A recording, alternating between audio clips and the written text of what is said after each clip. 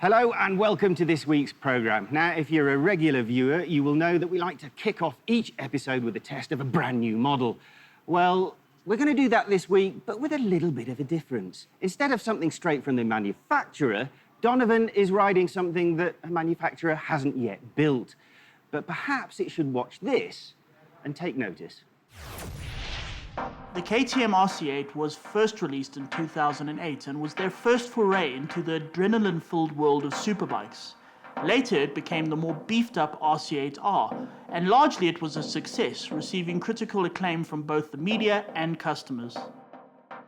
At the time, the Battle of the Twins racing class was thriving, and I was constantly getting asked, which is better, the KTM or the Ducati 1198? And to be honest, the 1198 could probably eke out slightly better lap times, but it was also a very finicky bike. It took a very experienced rider to get the best out of it, whereas the KTM, even the most overweight, unfit clown, could get good lap times out of it.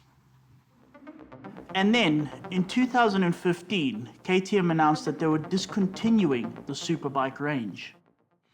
The KTM CEO even said that 200 horsepower superbikes have no place on public roads, and instead they concentrate on the equally bonkers Super Duke and Super Adventure range.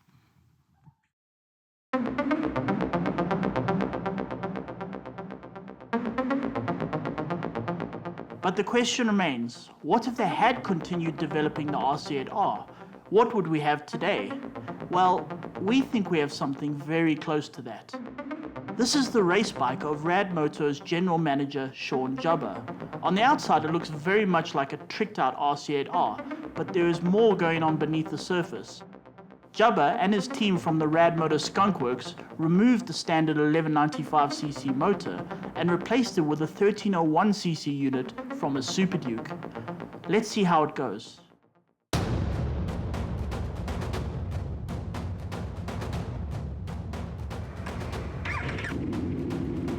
Obviously, you cannot simply bolt a Super Duke motor into an RC8R frame. There was a massive amount of work to do.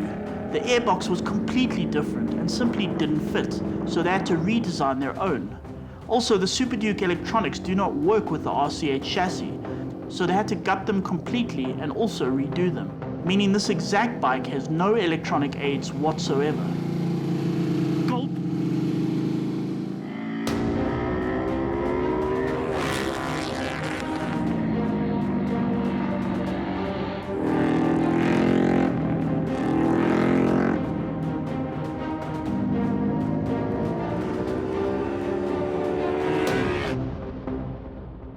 The RC8R motor pushed 175 horsepower, whereas this Super Duke unit with the Racetech exhaust pushes a little more than 180 horsepower.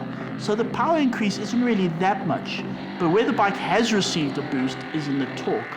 The RC8 pushed 127 Newton meters, and this now pushes 140 Newton meters, with 105 Newton meters available at just 3,500 RPM.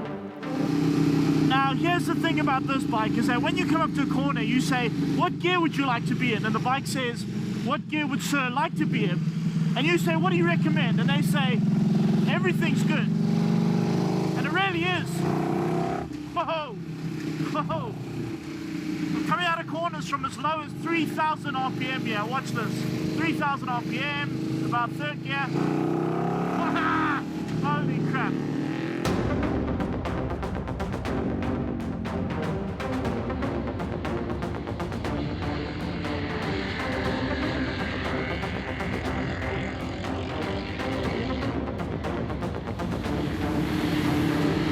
Now this RC8 still has this sweet chassis. I mean, it's mostly standard. It's got a WB rear shock, aftermarket rear shock, and it's been set up obviously for racing. But it's brilliant. I mean, it's still so easy going, so kind of what would Sir like to do. Everything is just what would Sir like to do. I mean, this motor in the Super Duke just wants to wheelie and jump and go all over the place, whereas in this it just seems so much tamer, so much more easygoing. That doesn't mean it isn't a savage down the straights though, because, well, watch.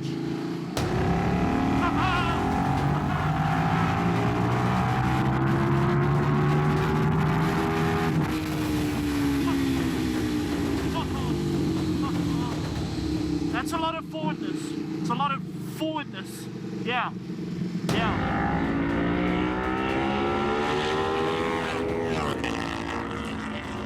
So KTM is not going to build street superbikes, but they are planning on releasing track-only models based on their MotoGP bike.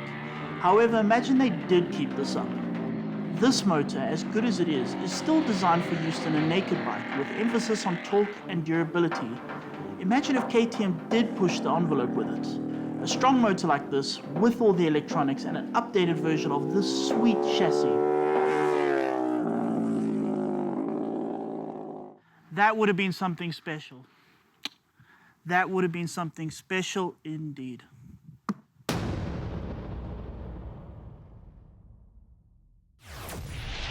Yeah, you know what, Don? I cannot help but agree with you. That would be special indeed if KTM got around to building that. And I do happen to know, ever since, I don't know if you remember, this man destroyed our old offices with a bike, rode around them with a KTM marketing manager. So I know they watched the pieces in Austria. But you hinted at something. It's even if they watch, even if they really like the idea, they're not going to, are they? They're not going to build this. Yeah, I mean, there was that famous interview with Stefan Pereira, that one, the CEO and owner of KTM, where he just said, look, 200 horsepower superbikes have no place on public roads, which we all agree with. No, we don't. No. What the hell? Yeah, so instead, they build 180 horsepower naked bikes and 160 horsepower dirt bikes. Off-road bike, yeah, brilliant. There's some solid logic behind there. I don't suppose you know anything about costs and stuff. This is a labour of love, isn't it? But it's a working labour. Yeah, this is not one of those. Love. I mean, it's built in Rad Motor themselves. They built it there. I mean, I don't know how much was an RC8. How much did that cost? Well, this can't be as simple as slotting that motor in there and bolting it in the new chassis. Yeah, you'd think, okay, a Super Duke is just a sort of upgraded version of an RC8. No, it isn't. I mean, it's actually a completely different motor. They had to really work to get that motor to fit in there. The wiring harness was completely different. The airbox was completely different. Okay, so now I know that. Let's be completely honest here. It handled like a shed, didn't it? I've ridden some of these specials in the past. They look good, but they're a bit... Look, there was a little bit of kind of vibrations here and there. You could feel it wasn't sort of factory built, but I mean, that RC8 chassis still works. I mean, I know you're a fan of that RC8 chassis. It was amazing. And I'll be honest, it didn't really affect the handling at all. It was still a beautiful RC8 chassis, just with a motor with a hell of a lot more torque. So it's a race bike. It is being raced at the minute. You'd have to ride it differently than even we used to with twins, because it's all in the... It's a gentleman's racer, isn't it? I'm not joking. I came out of a corner at 3,000 RPM. 3,000 RPM. I mean, it's nothing. That's what you said you'd tick over to on a race bike normally. Exactly. 3,000 RPM. I opened the throttle. The thing pulled. It was amazing. I mean, I think some of the tracks with the longer straights, the modern liter superbikes would come past it. I mean, they're all 200 and something horsepower. But this would race in what series then? The Battle of the Twins? Yeah, currently Sean Jabba, he's the general manager at Rad Moto.